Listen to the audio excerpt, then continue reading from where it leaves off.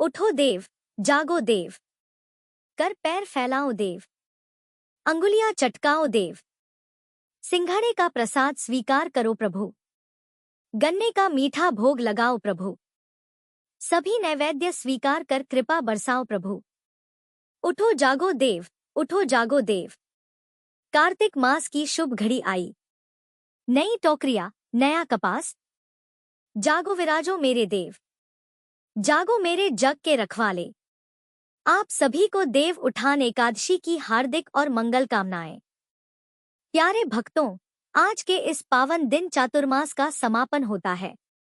4 महीनों की योग निद्रा के बाद भगवान श्री विष्णु पुनः जागृत होकर जनवरी से जनवरी के कल्याण हेतु कृपा दृष्टि बरसाते हैं। आज ही तुलसी माता का पावन विवाह भगवान शालिग्राम जी से संपन्न कराया जाता है। इसी कारण से यह तिथि अति शुभ, कल्याणकारी और महाफलदायिनी कही गई है। देव उठान एकादशी को सभी एकादशियों में सर्वश्रेष्ठ माना गया है। तो आइए इस पवित्र अवसर पर हम सभी 11 माता और देव उठान एकादशी की अद्भुत कथा का श्रवण करें और भगवान विष्णु के आशीर्वाद से अपना जीवन मंगलमय बनाएं। पूर्ण फल प्राप्त करने के लिए कथा को अंत तक अवश्य सुनिएगा। आइए भगवान गणेश जी का नाम लेकर कथाओं का शुभारंभ करते हैं। सभी प्रेम से बोलिए विघ्नहर्ता भगवान गणेश जी की जय। अब हम सभी श्री लक्ष्मी नारायण भगवान से सच्चे मन से क्षमा याचना करते हैं। हे श्री हरि विष्णु, हे लक्ष्मीपति नारायण, आज इस देवोत्थान एकादशी के पावन अवसर पर हम सभी आपके चरणों में शीश नाते हैं। 4 मास के इस चातुर्मास काल में आप योग निद्रा में विश्रामरत रहें और हम यहाँ अपने अपने जीवन में कभी भूल से, कभी अज्ञान से, तो कभी मन की अशुद्धियों के कारण आपकी पूजा, सेवा, जप और ध्यान और नियमों में कहीं ना कहीं कमी करते चले गए। हे भगवान, हे प्रभु, यदि हमारे मन, वचन या कर्म से किसी भी प्रकार की त्रुटि हुई हो तो कृपा कर हमें क्षमा करें।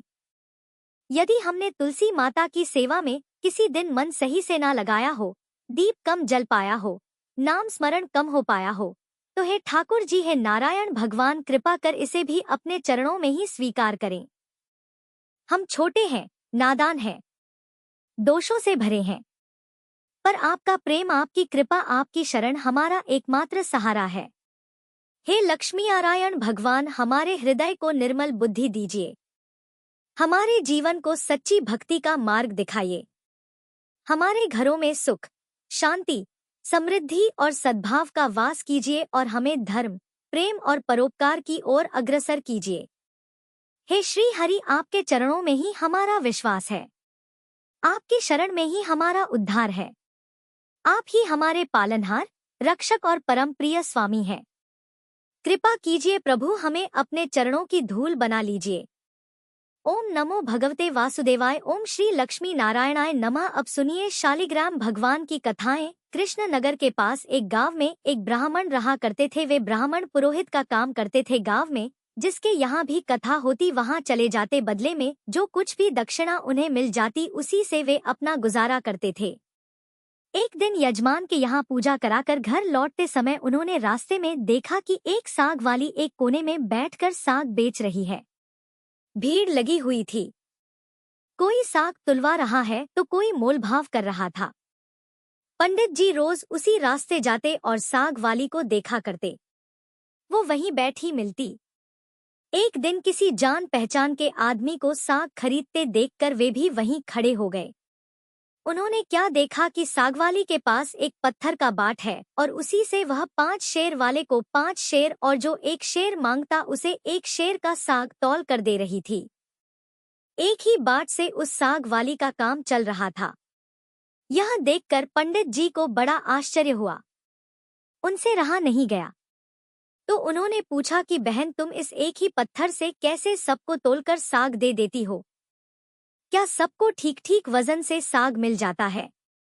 पंडित जी के परिचित व्यक्ति ने कहा, हाँ पंडित जी है ना। बड़े आश्चर्य की बात, हमें भी विश्वास नहीं आता, क्योंकि कई बार हम लोगों ने इससे लिए हुए साग को दूसरी जगह तोल कर देखा तो पूरा वजन सही से उतरा। एक ही बाट से सभी को, किसी को कम चाहिए तो कम देती है, ज्यादा चाहिए तो ज्यादा साग तोल कर देती है।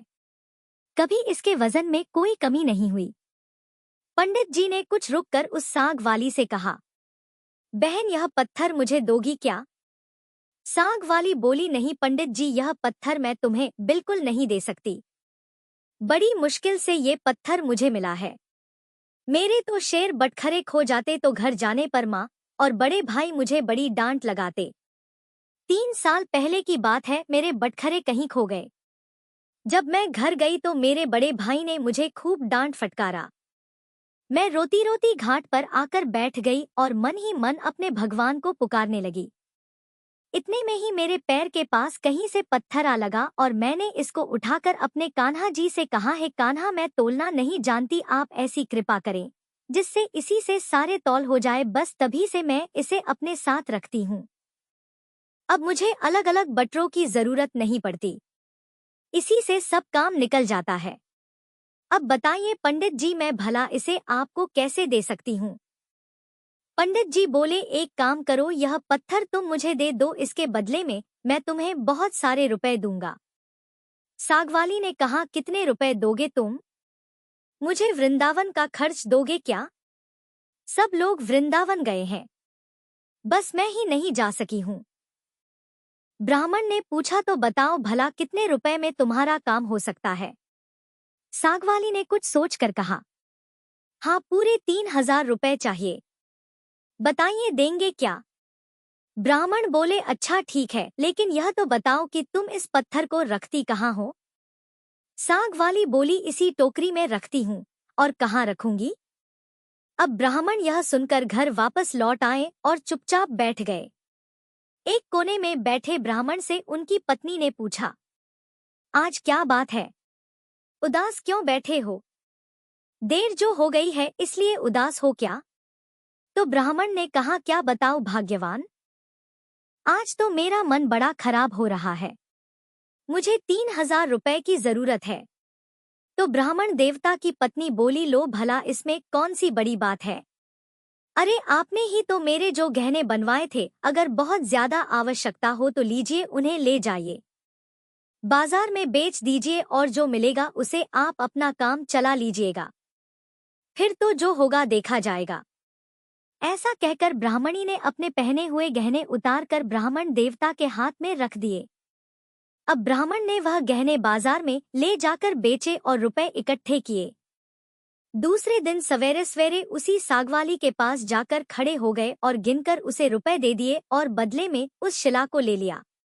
अब गंगा जी पर जाकर उसको अच्छी तरह से धोया और फिर नहा धोकर वे घर लौट आए, क्योंकि साग वाली तो उससे साग तोलने का काम करती थी और वो कोई साधारण शिला नहीं थी।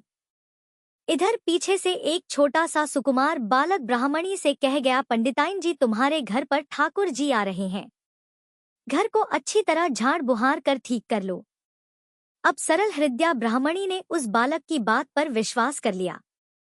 उन्हें लगा सचमुच घर पर ठाकुर जी पधार रहे हैं, तो उन्होंने खूब अच्छे से घर की साफ सफाई कर दी और यहाँ तक कि पूजा की सामग्री भी सजा दी और जो कुछ उनसे भोग बन पड़ा वो भी उन्होंने भोग तैयार करके रख दिया। अब ब्राह्मण देवता गंगा जी में स्नान करके शालिग्राम जी को लेकर, जो शिला थी वो दरअसल शालिग्राम जी थे, उन्हें अपने साथ लेकर बड़े प्रसन्न मन से घर आ रहे हैं। घर पहुंचकर ब्राह्मण देवता ने देखा तो उन्हें बड़ा आश्चर्य हुआ। उन्होंने देखा आज तो उनका घर पहले से कहीं ज्यादा जगमग कर रहा है। हर चीज साफ सफाई से करीने से रखी गई है, गाय के गोबर से लिपाई पुताई हो गई है। अब उन्होंने जब ब्राह्मणी से पूछा तो ब्राह्मणी ने उस छोटे से बालक के आकर कह जाने की बात पंडित जी को सुना दी। अब तो यह सुनकर ब्राह्मण देवता को और भी आश्चर्य हुआ। सोचने लगे कि भला उस बालक को यह बात कैसे पता चली। मुझे तो रास्ते में कोई बालक भी नहीं मिला जो मेरे घर तक यह सूचना भिजवा दे कि मैं अपने साथ ठाकुर जी को लेकर आ रहा हूँ। फिर भी उन्होंने एक सिंहासन पर पधराकर अपने उन शालिग्राम जी, जो वो शिला थी, उन्हें पधरा दिया और उनकी पूजा की और फिर उसे ऊपर आले में पधरा दिया। रात को सपने में भगवान ने दर्शन दिए और कहा, तू मुझे जल्दी लौटा नहीं तो तेरा भला नहीं होगा, सर्वनाश हो जाएगा, सर्वनाश। तो ब्राह्मण देवता सपने में ही कहने लगे, अब तो चाहे जो कुछ भी हो मैं तुमको लौटाऊंगा नहीं। ब्राह्मण घर में जो कुछ भी पत्र पुष्प मिलता अब उसी से शालिग्राम जी की पूजा करने लगे। 2-4 दिन पूजा पाठ चली। 2-4 दिन के बाद भगवान फिर से सपने में आए, फिर से बोले, मुझे फेंका नहीं तो तेरा लड़का मर जाएगा। ब्राह्मण देवता जिद्दी थे, बोले मर जाने दो लेकिन मैं तुम्हें नहीं फेंकूंगा। महीना पूरा बीतने भी नहीं पाया था कि ब्राह्मण देवता का इकलौता पुत्र अचानक चल बसा। ब्राह्मण देवता समझ गए कि उनका स्वप्न झूठा नहीं था, लेकिन फिर भी वे अपने निश्चय पर अडिग रहे। उन्होंने उन शिला को, उन शालिग्राम जी को नहीं फेंका। कुछ दिनों के बाद उन्हें फिर स्वप्न हुआ, अब भी मुझे वापस दे आ, नहीं तो तेरी बेटी भी मर जाएगी। दृढ़ निश्चय ब्राह्मण देवता ने पहले वाला ही जवाब दिया, मर जाने दो, कुछ भी हो जाए मैं इन्हें नहीं फेंकूंगा। और सचमुच कुछ दिन बीतने पर ब्राह्मण देवता की इकलौती पुत्री भी मर गई। अब वे संतानहीन हो गए। अब की बार उन्हें फिर स्वप्न आया कि इस बार तुम्हारी पत्नी मर जाएगी। ब्राह्मण देवता ने इस बार भी वही उत्तर दिया और सचमुच कुछ ही दिनों में उनकी पत्नी भी मर गई। इतने पर भी वह ब्राह्मण देवता अचल अटल रहे। अब तो लोगों ने बहुत समझाया कि पागल हो गया है। एक पत्थर के पीछे यह ब्राह्मण देवता इतने पागल हो गए, इतने दीवाने हो गए कि इन्होंने अपने सारे संतान, अपनी पत्नी तक को खो दिया।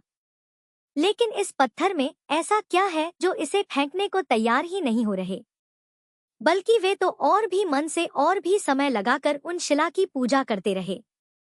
कुछ दिनों के बाद उन्हें फिर से स्वप्न आया। स्वप्न में कहा गया, देख अब भी मान जा, मुझे लौटा दे, नहीं तो 7 दिनों में तेरे सिर पर बिजली गिरेगी। ब्राह्मण देवता उसी तरह हठी बनकर बोले, तो गिर जाने दो, ज्यादा से ज्यादा क्या होगा, मेरी मृत्यु ही तो हो जाएगी ना। लेकिन मैं तुम्हें उस साग वाले की गंदी टोकरी में वापस नहीं रखने वाला। अब तो ब्राह्मण देवता ने एक मोटे कपड़े में लपेटकर भगवान को बड़ी मजबूती से अपने से ही बांध लिया। अब वह हर समय उन्हें इसी तरह से अपने से बांधे रखते। अचानक एक दिन आसमान में काले काले बादल घूमड़ आए और जोर जोर से गड़गड़ाहट होने लगी। कड़कड़ा कर बिजली कौंधती हुई नजदीक आती, पर पंडित जी के पास आते ही वापस बिजली लौट जाती। अब 3 दिन ही शेष रह गए। एक दिन ब्राह्मण देवता गंगा जी के घाट पर संध्या पूजन कर रहे थे कि 2 सुंदर छोटे छोटे से बालक जल में कूद पड़े। उनमें से एक सांवला सा था और दूसरा गोरे रंग का बालक था। उन दोनों के शरीर पर कीचड़ लिपटा हुआ था और वह इस ढंग से जल में छपाक से कूदे कि बहुत सारा जल उछलकर ब्राह्मण देवता के शरीर पर पड़ गया। ब्राह्मण देवता ने कहा, अरे भैया तुम लोग कौन हो? कहीं इस तरह जल में कूदा जाता है क्या? देखो तो जरा, मेरे शरीर पर जल के छींटे पड़ गए, मैं पूरा भीग गया। अरे मैं तो भीगा ही भीगा। यह देखो मेरे भगवान पर भी छींटे पड़ गए। देखते नहीं मैं पूजा कर रहा था। बालकों ने सुना तो कहने लगे, ओहो तुम्हारे भगवान पर भी छींटे लग गए। हमने देखा नहीं बाबा, तुम गुस्सा मत होना। पंडित जी कहने लगे, नहीं भैया गुस्सा कहाँ होता हूँ, बताओ तो तुम किसके लड़के हो? और ऐसा सुंदर रूप तो मैंने कभी नहीं देखा। कहाँ रहते हो भैया? आहा कैसी अमृत घोली मीठी है तुम दोनों की। तो बालक कहने लगे, बाबा हम तो यहीं रहते हैं। ब्राह्मण देवता कहने लगे, भैया क्या फिर भी मैं कभी तुम लोगों को वापस देख पाऊंगा? तो बालक बोले, क्यों नहीं बाबा, आप बस पुकारना, हम दौड़े दौड़े चले आएंगे, पास में ही तो रहते हैं, तुम तो बस पुकार लेना। अब की बार ब्राह्मण देवता बोले, पुकारूंगा तो तब जब मुझे तुम्हारा नाम पता चलेगा। जरा तुम दोनों मुझे अपना नाम तो बताओ। तो वे दोनों बालक बोलने लगे, बाबा हमारा कोई एक नाम नहीं है, जिसका जो मन होता है बस वह हमें उसी नाम से पुकार लेता है। आपका भी जो मन करे आप पुकार लेना। ऐसा कहकर वह सांवला सलोना बालक आगे बढ़ा। लेकिन जाने से पहले एक मुरली ब्राह्मण देवता के हाथ में धरकर बोला, लो बाबा, यह मुरली जब भी जरूरत हो इसे बजा लेना, बजाते ही हम लोग कहीं भी होंगे बस आ जाएंगे। दूसरे गोरे बालक ने एक फूल देकर बाबा से कहा, पंडित जी इस फूल को अपने पास रखना, तुम्हारा सदा मंगल होगा। और फिर तो वे दोनों बालक जब तक वहां से चले नहीं गए, आंखों से ओझल नहीं हो गए। ब्राह्मण देवता टकटकी लगाकर उन्हें देखते ही रह गए। जब वे दोनों बालक चले गए तो उनकी छवि ब्राह्मण देवता की आंखों में बस गई। बहुत देर तक तो वे उस छवि के ही दर्शन करते रहे। फिर मन ही मन सोचने लगे, आहा कितने सुंदर हैं ये दोनों बालक, क्या फिर कभी इनके दर्शन दोबारा होंगे? ब्राह्मण देवता ने अपने हाथ में पकड़ा हुआ फूल देखकर सोचा, फूल तो बहुत बढ़िया है, कैसी सुगंध आ रही है, पर मैं इस फूल का करूंगा क्या? और रखूंगा भी तो कहाँ रखूंगा? इससे तो अच्छा है मैं राजा को ही दे आऊं। ब्राह्मण देवता ने ले जाकर वह फूल महाराज जी को दे दिया। राजा ने उस फूल को देखा तो देखकर बड़े प्रसन्न हुए। पूरा महल उस फूल की सुगंध से भर उठा और उन्होंने उस फूल को ले जाकर बड़ी रानी को दे दिया। इतने में ही छोटी रानी ने जाकर कहा, महाराज मुझे भी ऐसा ही एक फूल मंगवा दो, नहीं तो मैं डूब मरूंगी। अब राजा दरबार में आए और सिपाहियों को उसी समय उन ब्राह्मण देवता को खोजने भेजा। सिपाहियों ने ढूंढते ढूंढते जाकर देखा कि वही ब्राह्मण देवता एक पेड़ की छाया में बैठे हैं और उनके सिर पर एक शिला कपड़े से बंधी हुई है और वे मन ही मन कुछ गुनगुना रहे हैं और मुस्कुरा रहे हैं। तब वे उन ब्राह्मण देवता को राजा के पास फिर से लिवा लाए। राजा ने कहा, ब्राह्मण देवता आपके पास वो फूल कहाँ से आया? मुझे एक और फूल बिल्कुल वैसा ही चाहिए, मुझे अपनी छोटी रानी को देना है। तो पंडित जी बोले, राजन मेरे पास तो बस एक वही फूल था, पर देखता हूँ प्रयास करके शायद दूसरा फूल भी मिल जाए। ऐसा कहकर ब्राह्मण देवता अब उन दोनों बालकों की खोज में निकल पड़े। अचानक उन्हें याद आया कि उस सांवले बालक ने मुझे एक मुरली थमाई थी और यह कहा था कि बाबा इस मुरली को जब भी बजाओगे मैं आपके पास आ जाऊंगा। चलो प्रयास करके देखता हूँ। अब मुरली तो उनसे बजानी आती नहीं थी। उन्होंने जैसे तैसे करके उस मुरली में से कुछ आवाज निकाली। थोड़ी बहुत धुन बजी और मुरली की धुन सुनते ही वही गौर श्याम जोड़ी साक्षात पंडित जी के सामने प्रकट हो गई। अब ब्राह्मण देवता ने एक बार फिर से उन दोनों बालकों को देखा। रूप माधुरी के पान से मतवाले हो गए। कुछ देर के बाद उन्होंने कहा, भैया वैसा ही एक और फूल चाहिए मुझे। मैंने तुम्हारा दिया हुआ फूल राजा को दे दिया था और राजा ने वैसा ही एक और फूल मांगा है। तो गोरे बालक ने कहा, बाबा फूल तो हमारे पास नहीं है। हाँ, परंतु हम तुम्हें एक ऐसी जगह ले जाएंगे जहाँ वैसे ही फूलों का बगीचा खिला है, तुम बस अपनी आंखें बंद करो। ब्राह्मण देवता ने झट अपनी आंखें बंद कर ली। बच्चे उनका हाथ पकड़कर ना जाने किस रास्ते से बातों ही बातों में जाने कहाँ ले गए। एक जगह पहुंचकर ब्राह्मण देवता से उन्होंने आंखें खोलने को कहा। ब्राह्मण देवता ने आंखें खोली तो देखकर मंत्रमुग्ध रह गए। बड़ा सुंदर स्थान है, चारों ओर सुंदर सुंदर वृक्ष लता आदि पुष्पों की मधुर गंध से सुशोभित है। बगीचे के बीच में एक बड़ा मनोहर महल है। ब्राह्मण ने देखा तो क्या देखते हैं, वे दोनों बालक जो उनका हाथ पकड़कर यहाँ तक लाए थे, अब वे दोनों बालक गायब हो गए। वे थोड़ी हिम्मत करके आगे बढ़े। महल के अंदर जाकर देखा तो चारों ओर बड़ा ही सुसज्जित और बड़ा ही मनमोहक स्थान था। बीचों बीच एक दिव्य रत्नों का सिंहासन रखा हुआ था।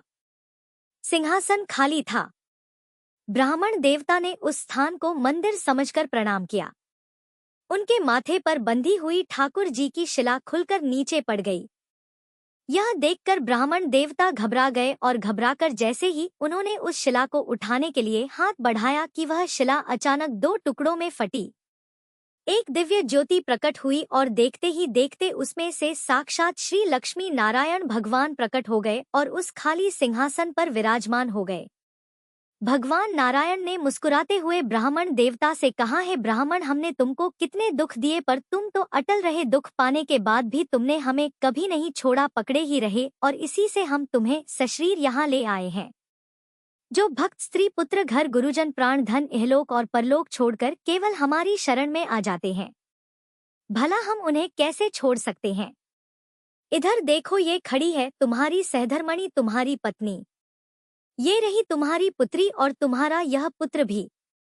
यह देखो, यह सब भी मुझे प्रणाम कर रहे हैं। अब तुम सबको मेरी प्राप्ति हो गई और तुम्हारी एक की दृढ़ता से तुम्हारा सारा परिवार अब भव बंधन से मुक्त हो गया है। यह देखकर ब्राह्मण देवता नतमस्तक हो गए। तो यह है भगवान की भक्ति और भगवान की करुणा की कहानी। अगर परिवार में सारे लोग भक्ति ना कर सकें, कोई एक सदस्य भी सच्चे मन से भक्ति कर लेता है तो भगवान पूरे परिवार का उद्धार कर देते हैं। सभी प्रेम से बोलिए श्री लक्ष्मी नारायण भगवान की जय, श्री शालिग्राम भगवान की जय, तुलसी महारानी की जय। अगर भक्त सच्चे मन से पुकारे तो वह पत्थर में भी विराजमान होकर अपने भक्त की लाज बचा लेते हैं। और भगवान अपने भक्त की लाज बचाने के लिए, अपने भक्त की मनोकामना पूर्ति के लिए कैसे स्वयं पत्थर भी बन जाते हैं। आइए जानते हैं तुलसी विवाह की इस अद्भुत कथा में। तुलसी विवाह की कथा के अनुसार सावर्णी मुनि की पुत्री तुलसी अपूर्व सुंदरी थी। उनकी इच्छा थी कि उनका विवाह भगवान नारायण के साथ हो। इसके लिए उन्होंने नारायण पर्वत की घाटी में स्थित बद्रीवन में घोर तपस्या की। दीर्घकाल तक तपस्या के बाद ब्रह्मा जी ने प्रसन्न होकर उन्हें दर्शन दिए और वर मांगने को कहा। तब तुलसी जी ने कहा, हे सृष्टिकर्ता ब्रह्मदेव, आप अंतर्यामी हैं, सबके मन की बात जानते हैं। फिर भी मैं आपको अपनी इच्छा बताती हूँ। मैं चाहती हूँ कि भगवान श्री नारायण मुझे पति रूप में मिले। तब ब्रह्मा जी ने कहा, तुम्हारा अभीष्ट तुम्हें अवश्य मिलेगा। अपने पूर्व जन्म में किसी अपराध के कारण तुम्हें श्राप मिला है। इसी प्रकार भगवान श्री नारायण के एक पार्षद को भी दानव कुल में जन्म लेने का श्राप मिला है। दानव कुल में जन्म लेने के बाद भी उसमें नारायण का अंश विद्यमान रहेगा। इसलिए इस जन्म में पूर्व जन्म के पाप के शमन के लिए संपूर्ण नारायण तो नहीं, नारायण के अंश से युक्त दानव कुल में जन्मे उस शापग्रस्त पार्षद से तुम्हारा विवाह होगा। शाप मुक्त होने पर भगवान श्री नारायण सदा सर्वदा के लिए तुम्हारे पति हो जाएंगे। तब तुलसी जी ने श्री ब्रह्मा जी के इस वर को स्वीकार कर लिया, क्योंकि मानव कुल में जन्म के कारण उन्हें मायावी भोग तो भोगना ही था। अब तुलसी बद्रीवन में ही रहने लगी। नारायण का वह पार्षद दानव कुल में शंखचूर्ण के नाम से पैदा हुआ। कुछ समय के बाद वह भ्रमण करता हुआ बद्रीवन में आया। यहाँ तुलसी जी को देखते ही वह उन पर मुग्ध हो गया। तुलसी जी के सामने उसने अपने साथ विवाह करने का प्रस्ताव रखा। इतने में ही ब्रह्मा जी वहां आ गए और तुलसी जी से कहा, तुलसी शंखचूर्ण को देखो, कैसा देवोपम इसका स्वरूप है। दानव कुल में जन्म लेने के बाद भी लगता है मानो इसके शरीर में नारायण का वास हो। तुम प्रस्ताव को सहज स्वीकार कर लो। तुलसी जी को भी लगा कि उनकी तपस्या पूर्ण हुई, उन्हें इच्छित फल मिला है।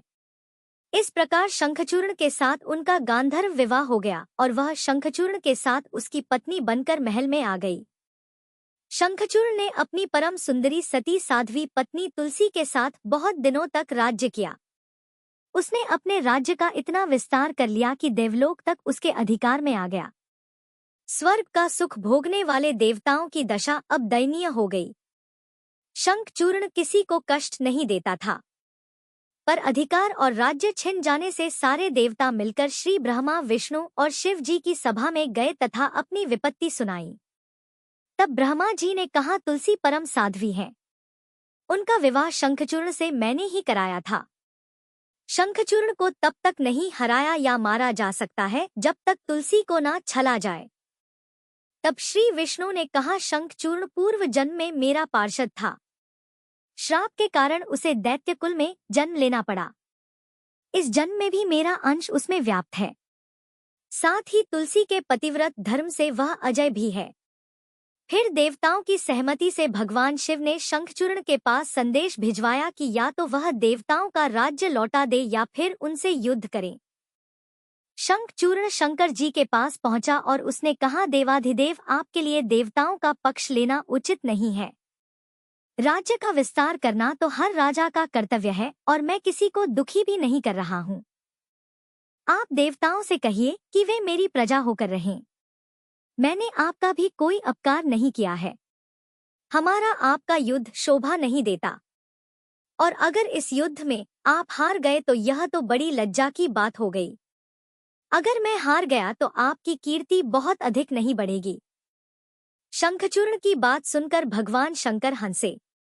वे तो सब रहस्य जानते थे। तुलसी और शंखचूर्ण के पूर्व जन्म के श्राप की अवधि अब लगभग पूरी हो चुकी थी। भगवान शंकर बोले, शंखचूर्ण, इसमें कीर्ति और लज्जा की तो कोई बात ही नहीं। तुम देवों का राज्य लौटाकर उन्हें उनके पद पर प्रतिष्ठित होने दो। युद्ध से बचने का यही एकमात्र उपाय है। तब शंखचूर्ण ने कहा, मैंने तो युद्ध के बल से ही देवलोक को जीता है और कोई उसे केवल युद्ध के द्वारा ही वापस ले सकता है। यही मेरा अंतिम निर्णय है।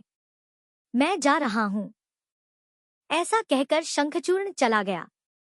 उसने अपने राजमहल में वापस आकर अपनी पत्नी तुलसी को सारी बात बताई और कहा, कर्म भोग सब काल सूत्र में बंधा है। जीवन में हर्ष शोक भय सुखदक मंगल अमंगल सब कुछ काल के अधीन है। हम तो केवल निमित्त हैं। संभव है कि भगवान शिव देवों का पक्ष लेकर मुझसे युद्ध करें। तुम चिंता मत करना, तुम्हारा सती तेज मेरी रक्षा करेगा। और फिर दूसरे ही दिन भगवान शंकर के नेतृत्व में देवताओं ने युद्ध छेड़ दिया। शंखचूर्ण ने भीषण बाणों की वर्षा करके उनका वेग रोका। उसके प्रहार से देवता डगमगाने लगे। फिर उसने दानवी शक्ति का प्रयोग करके मायावी युद्ध आरंभ कर दिया। युद्ध स्थल पर वह कभी किसी को दिखाई नहीं देता था, पर उसके अस्त्र शस्त्र प्रहार कर देवों को घायल कर रहे थे। देवग अपने अस्त्र चलाएं भी तो किस पर चलाएं, क्योंकि कोई शत्रु सामने था ही नहीं। कई दिनों तक इस तरह भयंकर युद्ध चला। शंखचूर्ण पराजित नहीं हुआ। तब भगवान शिव ने श्री विष्णु से कहा, हे हरि, कुछ उपाय करो, अन्यथा मेरा तो सारा यश मिट्टी में मिल जाएगा। भगवान श्री विष्णु ने सोचा, बल से तो शंखचूर्ण को हराया नहीं जा सकता, इसलिए अब छल का सहारा लेना पड़ेगा। उन्होंने तुरंत अपना स्वरूप शंखचूर्ण जैसा बनाया और अस्त्र शस्त्र से सुसज्जित होकर वे महल में तुलसी जी के पास आए और बोले, प्रिय, मैं युद्ध जीत गया। सारे देवता भगवान शंकर समेत हार गए। इस खुशी में आओ मैं तुम्हें अंक से लगा लूं। पति को प्रत्यक्ष खड़ा देख और विजय का समाचार सुनकर वह दौड़कर मायावी शंखचूर्ण के गले से लिपट गई। इस प्रकार पति दोनों ने आलिंगन होकर खूब आनंद मनाया। इधर पराये पुरुष के साथ इस प्रकार के व्यवहार से तुलसी का सती तेज नष्ट हो गया। उनका सती जो शंखचूर्ण की कवच के रूप में रक्षा कर रहा था, वह कवच नष्ट हो गया। अब युद्ध के मैदान में इधर शंखचूर्ण शक्तिहीन हो गया। यह जानते ही भगवान शंकर ने अपने त्रिशूल से उस पर प्रहार कर दिया। त्रिशूल के लगते ही शंखचूर्ण जलकर भस्म हो गया। शंखचूर्ण के मरने को जानकर अब श्री विष्णु अपने असली स्वरूप में आ गए। सामने अपने पति शंखचूर्ण के स्थान पर भगवान विष्णु को खड़ा देखकर तुलसी बहुत आश्चर्यचकित हुई। अब उन्हें पता लग गया कि स्वयं नारायण ने उसके साथ छल किया है। तब क्रोध में आकर उन्होंने श्राप दिया कि एक सती स्त्री का सित्व भंग करने के अपराध में आप हृदयहीन पत्थर हो जाओ। तब भगवान श्री विष्णु ने तुलसी जी के श्राप को शिरोधार्य करते हुए कहा, देवी, तुम्हारे और शंखचूर्ण के कल्याण के लिए ही मुझे ऐसा करना पड़ा। तुम दोनों को श्राप मुक्त करना था। तुम भी अब शरीर त्याग कर तुलसी बिरवा के रूप में जन्म लोगी और मेरी पूजा तुलसी दल से होगी। मैं शालिग्राम पत्थर बनूंगा।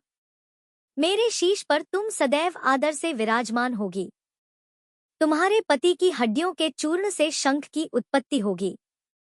उस शंख ध्वनि से देवताओं और मेरी पूजा आराधना होगी।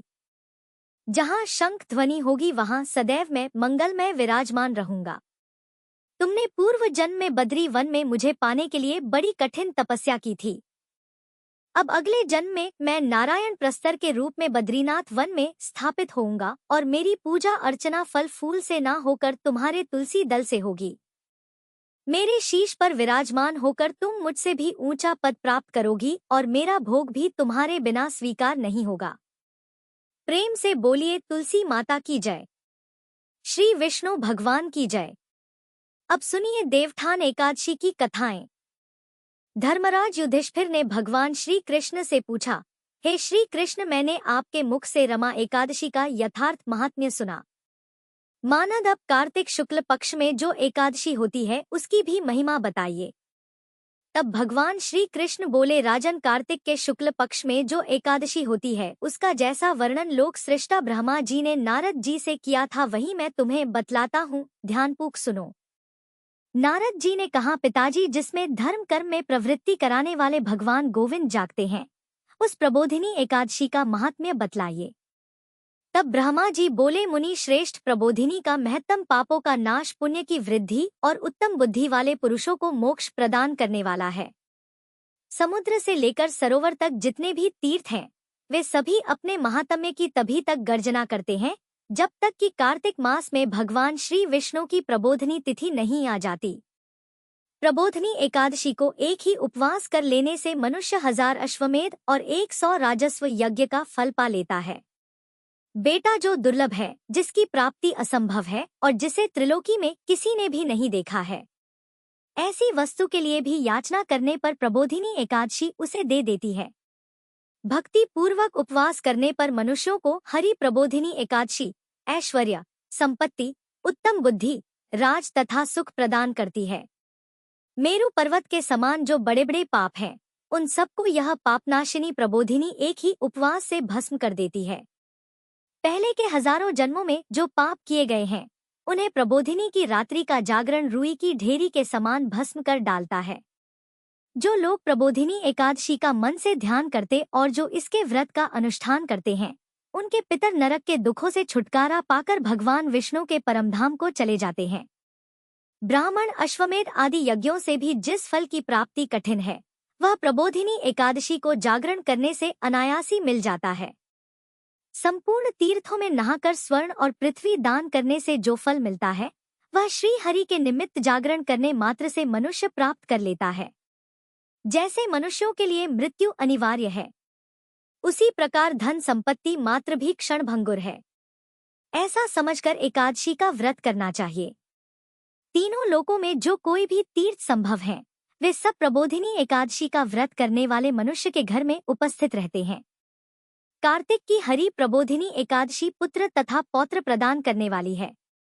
जो प्रबोधिनी को उपासना करता है वही ज्ञानी है, वही योगी है, वही तपस्वी और जितेंद्र है तथा उसी को भोग और मोक्ष की प्राप्ति होती है। बेटा, प्रबोधिनी एकादशी को भगवान विष्णु के उद्देश्य से मनुष्य जो स्नान, दान, जप और होम करता है वह सब अक्षय होता है।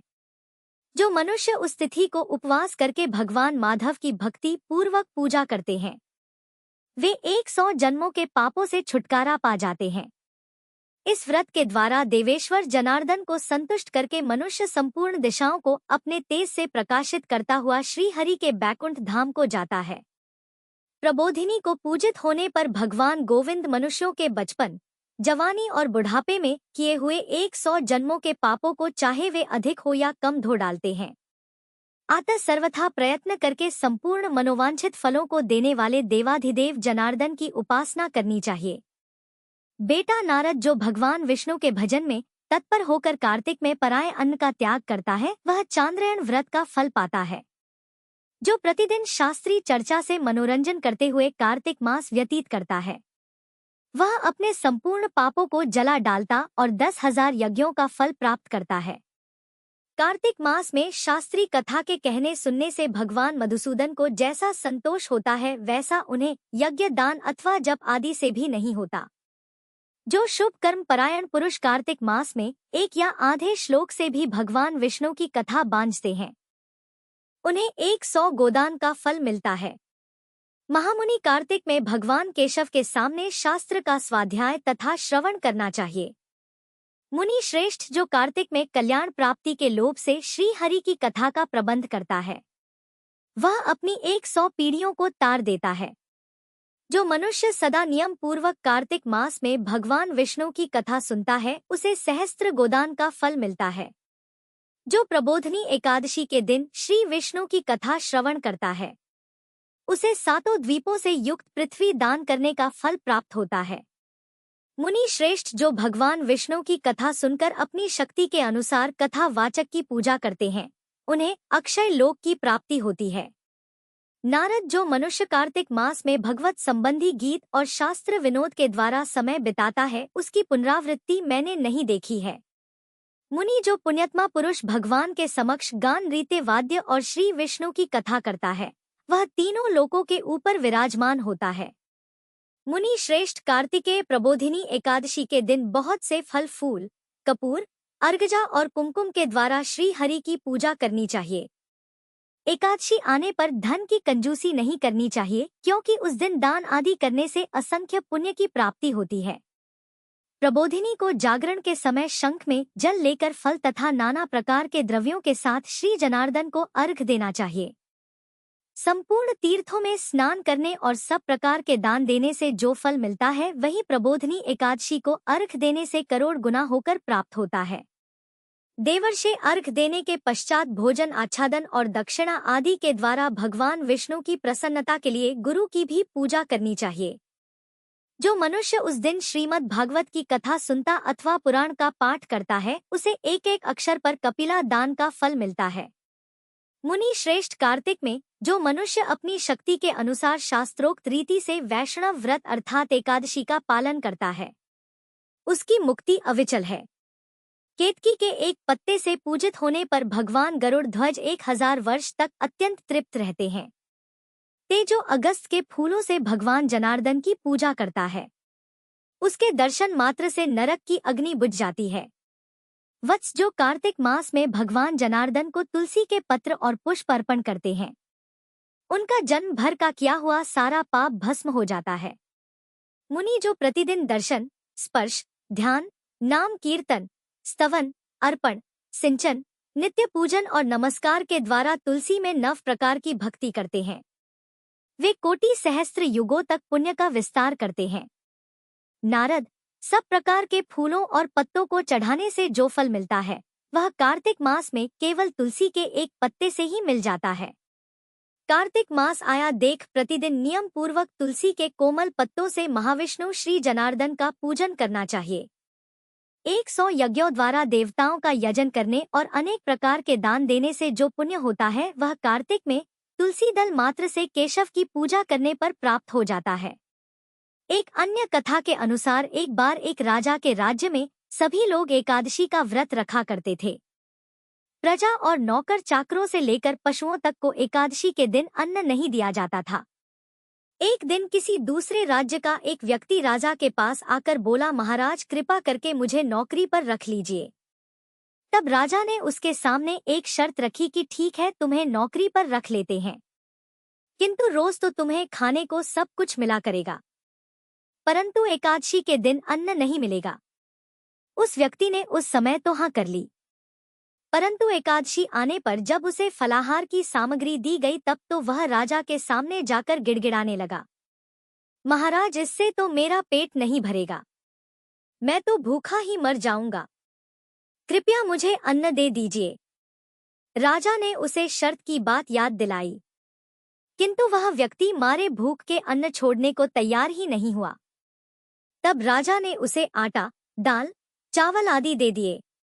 अब वह नित्य की तरह नदी पर पहुंचा और स्नान कर भोजन पकाने लगा। जब भोजन पक गया तब वह भगवान को बुलाने लगा, आइए प्रभु भोजन तैयार है। उसके बुलाने पर तुरंत ही पीतांबर धारण किए भगवान चतुर्भुज रूप में आ पहुंचे और प्रेम से उसके साथ भोजन करने लगे। भोजन आदि करके भगवान तो अंतर्ध्य हो गए और वह व्यक्ति अपने काम पर चला गया।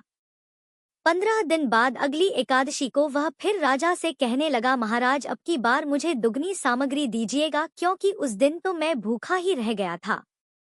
राजा ने कारण पूछा तो व्यक्ति ने बताया कि महाराज हमारे साथ भगवान भी तो भोजन ग्रहण करते हैं, इसलिए भोजन की यह सामग्री हम दोनों के लिए पूरी नहीं पड़ती। यह सुनकर राजा को बड़ा आश्चर्य हुआ। वह बोला, मैं नहीं मान सकता कि भगवान तुम्हारे साथ भोजन करते हैं। अरे मैं तो इतने व्रत रखता हूँ, पूजा करता हूँ, दान करता हूँ, पर भगवान ने तो मुझे कभी दर्शन नहीं दिए। राजा की बात सुनकर वह बोला, महाराज यदि विश्वास ना हो तो साथ चलकर देख लीजिए। फिर तो राजा एक पेड़ के पीछे छुपकर बैठ गया। उस व्यक्ति ने भोजन पकाया और भगवान को शाम तक पुकारता रहा, परंतु भगवान नहीं आए। आखिरकार उस व्यक्ति ने कहा, हे प्रभु, यदि आज आप नहीं आए तो मैं इस नदी में कूदकर अपने प्राण त्याग दूंगा। भगवान नहीं आए। तब वह व्यक्ति प्राण त्यागने के उद्देश्य से नदी की तरफ बढ़ा। प्राण त्यागने का उसका दृढ़ इरादा जानकर भगवान शीघ्र ही प्रकट हो गए और उसे रोक लिया। फिर साथ बैठकर भोजन करने लगे। भोजन ग्रहण करने के बाद, जल पीने के बाद वे उसे अपने विमान में बिठाकर अपने धाम में ले गए। यह देखकर राजा ने सोचा कि व्रत उपवास से तब तक कोई फायदा नहीं होता जब तक मन शुद्ध ना हो। इससे राजा को ज्ञान मिला। फिर वह भी सच्चे मन से व्रत उपवास करने लगा और अंत में एकादशी व्रत के पुण्य प्रताप से वह राजा स्वर्ग को प्राप्त हुआ। एक बार एक राजा था।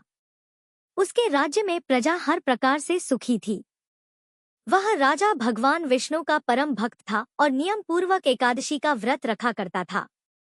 एकादशी के दिन उस राजा के राज्य में कोई भी अन्न ग्रहण नहीं करता था। यहाँ तक कि कोई भी उस दिन ना तो अन्न खरीदता और ना ही कोई बेचता था। सभी फलाहार करते थे। एक बार भगवान ने राजा की परीक्षा लेनी चाहिए। तब भगवान श्री हरि एक सुंदर रूप धारण करके सड़क किनारे बैठ गए। तभी राजा उधर से निकला और सुंदरी को देखकर चकित रह गया। फिर राजा ने उससे पूछा, हे सुंदरी, तुम हो कौन और इस तरह यहाँ क्यों बैठी हो? तब सुंदर स्त्री बने भगवान बोले, राजन, मैं बेसहारा हूँ। इस नगर में कोई मेरा जाना पहचाना नहीं है। मैं किससे सहायता मांगू? राजा तो उसके रूप पर मोहित हो गया। कहने लगा, तुम मेरे साथ मेरे महल में चलकर मेरी रानी बनकर रहो। सुंदरी बोली, मैं आपकी हर बात मानूंगी, पर आपको राज्य का अधिकार मुझे सौंपना होगा। आपके राज्य पर पूरा अधिकार केवल मेरा होगा। और हे राजन, मैं जो भी बनाऊंगी वही तुम्हें खाना होगा। राजा तो उसके रूप पर मोहित था, इसलिए उसने उसकी सभी शर्तें स्वीकार कर ली। अगले दिन एकादशी का पवित्र दिन आया। अब तो रानी ने सभी को आदेश दिया कि बाजार में अन्य दिनों की तरह अन्न बेचा जाए। उसने घर में मांस, मछली आदि पकवाए तथा परोसकर राजा से खाने के लिए कहा। यह देखकर राजा बोला, रानी, आज तो एकादशी है, मैं तो केवल फलाहार ही करूंगा। तब रानी ने शर्त की बात याद दिलाई और राजा से कहा, या तो खाना खाओ, नहीं तो मैं बड़े राजकुमार का सिर काट लूंगी। अब तो राजा बड़े असमंजस में पड़ गया।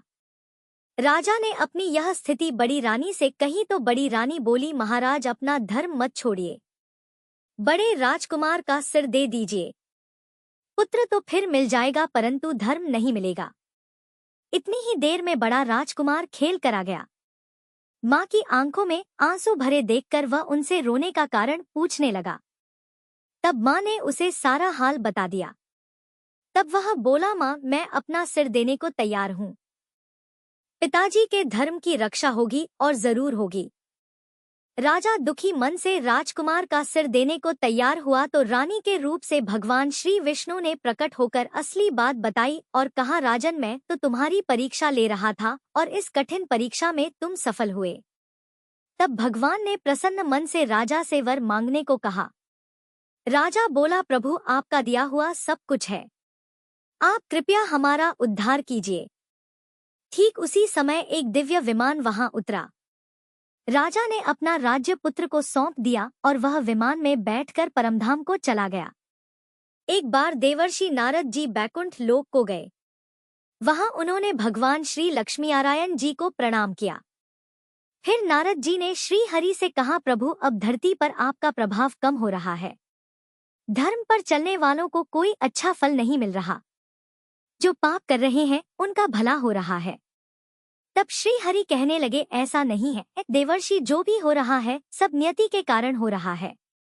श्री हरि की बात सुनकर नारद जी बोले, प्रभु, मैं तो देख कर आ रहा हूँ कि पापियों को तो अच्छा फल मिल रहा है, लेकिन भला करने वाले और धर्म के रास्ते पर चलने वाले लोगों को बुरा फल मिल रहा है। उन्हें दुख भोगने पड़ रहे हैं। भगवान ने कहा, देवर्षि, कोई ऐसी घटना बताओ जिससे तुम्हें यह लग रहा हो। नारद जी कहने लगे, प्रभु अभी अभी मैं एक जंगल से आ रहा हूँ। वहां पर एक गाय दलदल में फंसी हुई थी।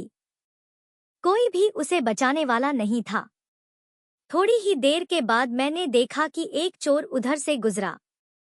दलदल में फंसी हुई गाय को देखकर वह रुका तक नहीं, बल्कि उस गाय पर पैर रखकर वह दलदल से भरा हुआ गड्ढा लांघ कर आगे निकल गया।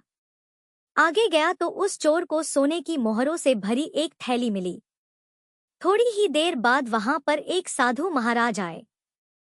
उन्होंने उस गाय को दलदल में फंसा देखा तो गाय को बाहर निकालने की पूरी कोशिश की और पूरी ताकत लगाकर आखिरकार उस गाय को निकाल लिया। गाय को बाहर निकालने के प्रयास में वह साधु महाराज खुद दलदल से लथपथ हो गए थे।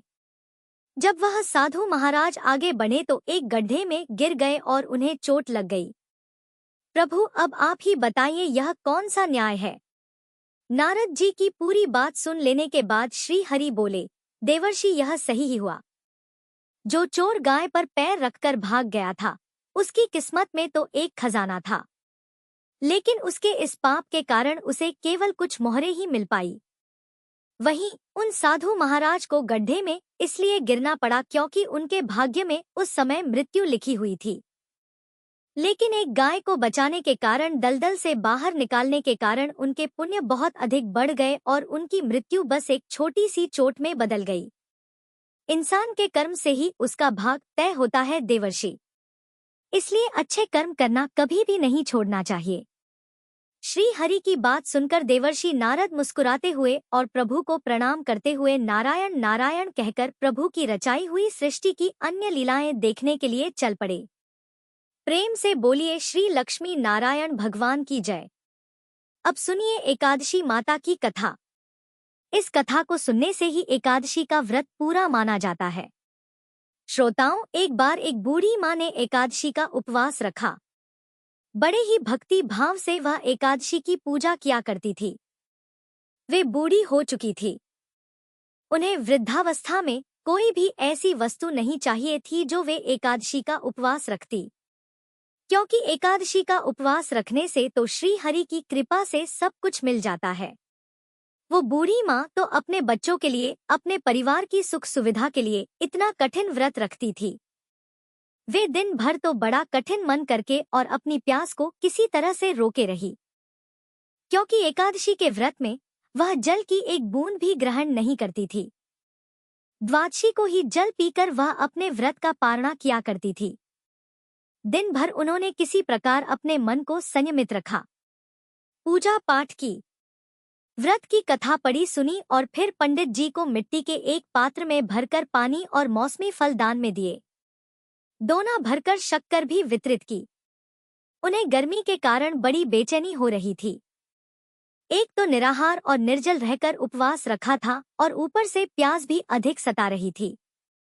इस कारण उन्होंने सोचा कि चलो पानी में बैठूं, शायद थोड़ी शांति मिले। यह सोचकर वह पानी में बैठी रही। पानी से बार बार कुल्ला करती और मुंह हाथ धोती रही। तब कहीं जाकर उन्हें थोड़ा बहुत चैन मिला। एक तो धूप तेज की पड़ रही थी, इस कारण बूढ़ी माँ का मुंह सूखा जा रहा था। बूढ़ी माँ बड़ी बेचैन हो रही थी। एक तो बुढ़ापा, दूसरा यह भयंकर गर्मी। बुढ़ापे की तो स्थिति ही कुछ ऐसी होती है, बड़ी मुश्किल से धीरज बन पाता है। अब किसी प्रकार रो धोकर दिन कट पाया। अब बूढ़ी माँ के सामने पहाड़ सी लंबी रात थी, जिसका कट पाना बड़ा ही मुश्किल दिखाई दे रहा था।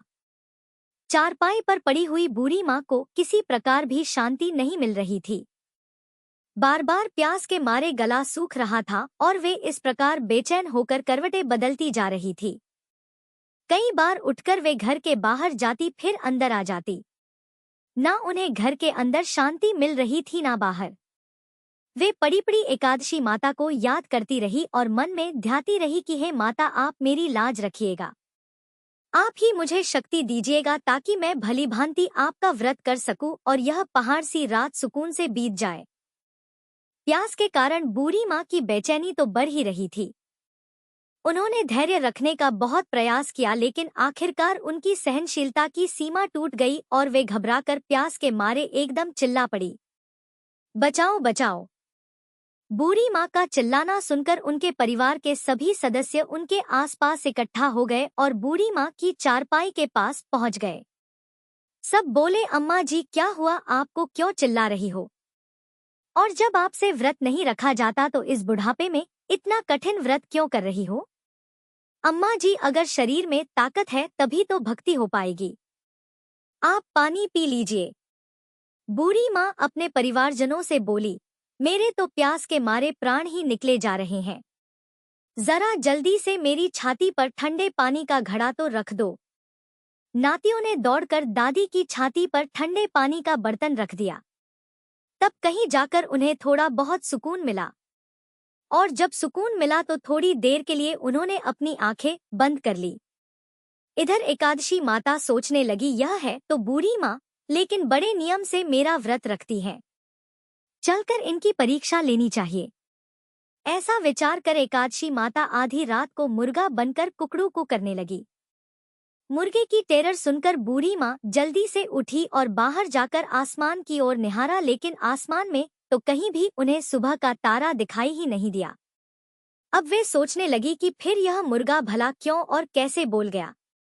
एक तो उन्हें प्यास लग रही थी, अब थोड़ा बहुत उनका मन भी बेचैन होने लगा। आखिरकार उन्होंने यह दृढ़ निश्चय किया कि अब तो मैं इस व्रत को पूरा करके ही छोड़ूंगी, फिर चाहे व्रत पूरा होने तक मेरे प्राण ही क्यों ना निकल जाए। मन में ऐसा पक्का निश्चय कर वह वापस चारपाई पर आकर लेट गई। थोड़ी ही देर के बाद एकादशी माता ने उनकी फिर से परीक्षा लेनी चाहिए तो वह एक छोटी सी कन्या का रूप धरकर गिलास में मीठा पानी लेकर उनके सिरहाने खड़ी हो गई और जोर से बोली, दादी जी सवेरा हो गया है, आप हाथ मुंह धोकर शरबत पी लीजिए। पहले तो शरबत का भरा हुआ गिलास देखकर बूढ़ी माँ का मन ललचाने लगा। प्यास के मारे गला जो सूख रहा था, किंतु अचानक उन्हें याद आया कि उनका तो एकादशी का उपवास है। फिर उन्होंने सोचा कि अभी तो वे किसी भी तरह से यह शरबत नहीं पी सकती और फिर वे चुपचाप वापस अपनी चारपाई पर लेट गई। जैसे ही उनकी आंख लगी तभी उन्हें एहसास हुआ कि मानो किसी ने उन्हें पानी से भरे हुए कुएं में पटक दिया हो।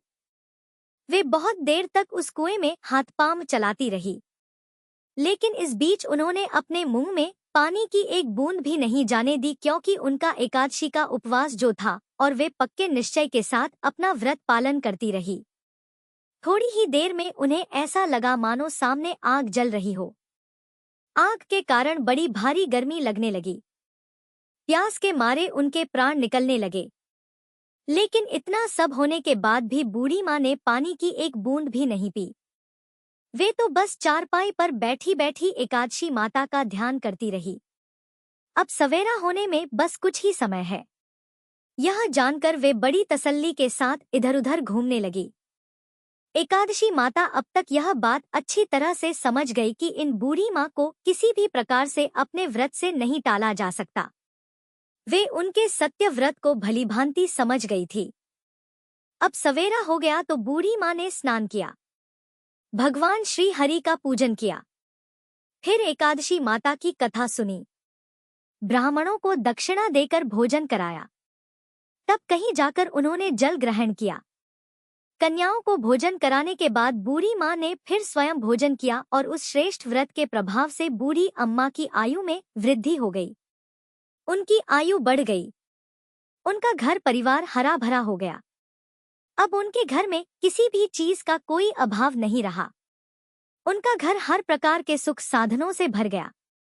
नाती नातिन से उनका घर भर गया और वे उसी दिन से 12 महीने की एकादशी का व्रत करने लगी। एकादशी माता के व्रत के पुण्य प्रताप से इस संसार में हर प्रकार के सुख भोग कर वह बूढ़ी माँ अंत में भगवान श्री हरि के धाम को चली गई। जैसे एकादशी माता ने उन बूढ़ी माँ को और उनके परिवार को हरा भरा किया, वैसे ही है एकादशी माता हम सभी की मनोकामनाएं पूर्ण कीजिएगा। प्रेम से बोलिए, श्री लक्ष्मी नारायण भगवान की जय, एकादशी माता की जय। जय श्री हरि, जय श्री विष्णु। यह थी आज की हमारी पावन कथा। अगर आपको यह वीडियो पसंद आई हो तो इसे लाइक और शेयर करना न भूलें और जुड़े रहिए हमारे चैनल के साथ। राधे राधे। हरे हरि।